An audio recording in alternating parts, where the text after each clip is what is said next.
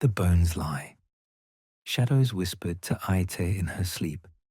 Each night they touched her, caressed her.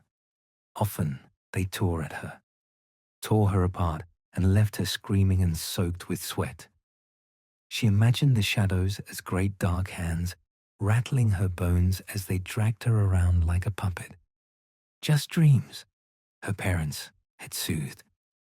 But they had known that those shadows were not just dreams, as I knew, too, at her very core. She knew it in every morning of slick sweat. Eventually, the artifice was shattered, and they explained to her the nature of Auld.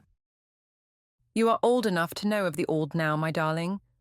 To children your age, it is magic and fairy tales. But in reality, it is power, raw, unfettered power, siphoned through the eye of a storm. Is it dangerous? Aite had asked, with trepidation. It is the most dangerous thing. Her mother had responded, reassuringly and sweetly. She had been sweet then. The distance had not yet come between them, the distance brought on by the shadows. But it is also everything. It is life, it is bounty, it is necessity. Her father had continued. A weak man he had been, though Aite did not know that at the time. She would only come to know this many years later, when his bones had become brittle and bowed. If anyone might have interceded, it would have been him, had he the conviction. You are of the Auld, more so than most others, us included. All your school friends are immaterial in comparison. Those hands you describe, the shadows, they are an external darkness, a blight which looms in the distance, away from our fair Omelan. Few see it. I cannot see it. But you do it, with your old-touched eye. Your power will keep the shadows away. They will not touch you. Yes, there had been a rasp of conviction when he said those words. But like bones, conviction can become dust.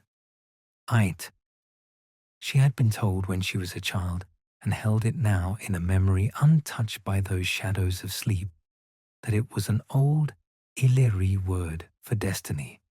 Fate, perhaps. Were the shadows fate, too? Their lives continued after this instruction, and the shadows pressed each time the light abandoned Aite. Indeed, the terrors seemed to extend. Fair Omlan had once been a beautiful haven for her. The good academy and its bountiful gardens had welcomed her each day, and she and her friends would scurry playfully between the feet of merchants in the street once the bells of the good academy had rung out. They would watch the gondolas flutter like delicate butterflies across the narrow blue fingers of the canals, and the majestic Omelan domes shone brilliantly, a gold that seemed to be born of the sun. Perhaps it was, as she understood, that the domes were crafted eons ago from Auld. Auld never faded, and it would protect her, protect fair Omelan. But those halcyon days seemed to grow increasingly tenebrous as the fits of sleep and terror began to force themselves into her once hallowed light. She would wake up tired, and the bells of the good academy never seemed to call for her. Her school friends became memories. She felt weak. Her bones felt weak. That chasm emerged between Aite and her mother.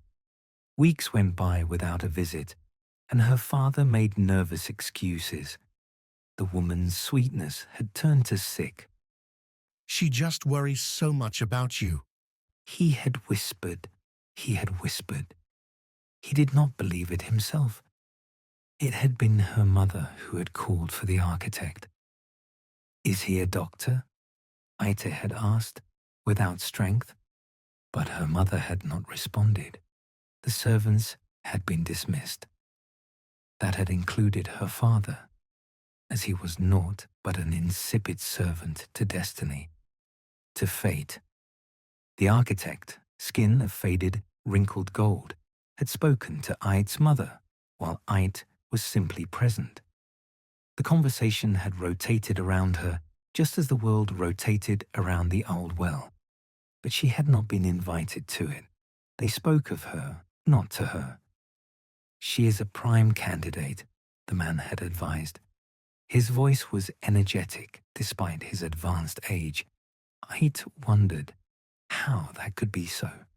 From where did that vitality originate? Her bones are steeped in it. It is the kindest thing for everyone. Lips pursed, her mother had nodded, had assented, and still, Aite knew very little as to what would transpire, as to what was fated. Several days passed following that meeting. She heard the servants, resummoned, whisper as to upcoming festivities. A rare occurrence, they had trilled to each other. I can't remember when the last one was, but it's needed. I think it's needed, don't you? It had been Aite's father who delivered the explanation, or as much explanation as he could muster. He had become broken. While his skin glowed too, it was impossible to not see the ennui and depletion in his sunken sockets. I once explained to you about Auld. He had begun as Aite inspected her shoes, her stomach already lurching with something resembling fear. Now that the shadows haunted her in the day too, his voice was low, so low and so weak, weak, weak. It is so powerful, my darling, but it is also He tasted the words.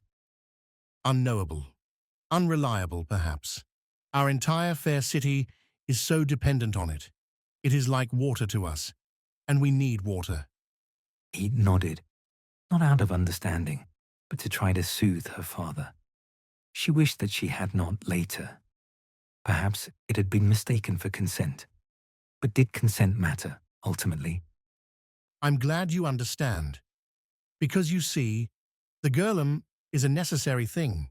It isn't that it needs bones, necessarily, but it needs Auld, and bones can be such a powerful thing too. He had hastened away. She would never see him again. Not in the flesh, at least. Perhaps his face, though, was the last thing she saw. Perhaps it was hatred or disappointment.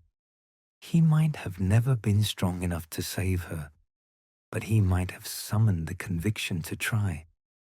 The day of the festivities arrived, but Aite found herself so delirious with exhaustion and bubbling fear that she had not known it was so close. The festivities were strange and silent.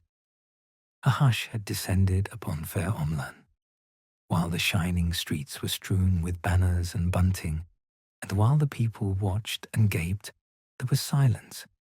Shame, perhaps. They were all wrapped in it. They all had its stench.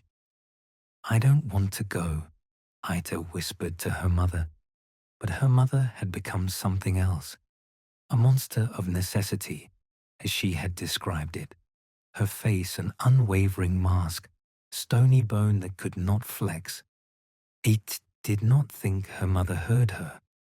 Evidently, Aite's protestation deserved no response. In some way, Aite was no longer her mother's child, was no longer a person. She had ceased to be that some time ago when the decision was made, or perhaps earlier, when they understood the bounty glowing within her very bones. Instead, her defiance was met by a troop of servants descending upon her from the shadows, hands raking at her like claws, stealing her away, clasping her into the destiny they had chosen. Yes, she understood now. Those were the hands of shadow that she had feared all this time. All these years she had been streaming toward this. Had the Auld wanted to warn her, to protect her, or was it simple prescience, a cruel foreknowledge of a fate that would inevitably arrive? They treated her roughly. She sobbed with the pain of it, and as they delivered her away from her mother, she realized that she did not care. The greatest dome was where they delivered her. The streets, insofar as she could see through the shadowy grips, were lined with silent revelers, passengers in the destiny that had been chosen for fair Omelan. They all carried the burden of that shame, she knew, had any turned away. I'd hoped that at least one person had. If it could not be her father, it could be anyone. Anyone. She was pushed, squeezed. The entryway to the dome, bereft now of both empathy and people, swallowed her, and those vile hands that she had feared for so long finally released her. Only the architect remained with her, his face placid, loathsome. "Behold," he uttered, his whisper echoing in the vastness of the chamber. And vast it was, for the dome was merely an ornament to a great well, the Auld Well, that ran from the bottom bones of fair Omelan to its zenith in the sky. A hole in the world.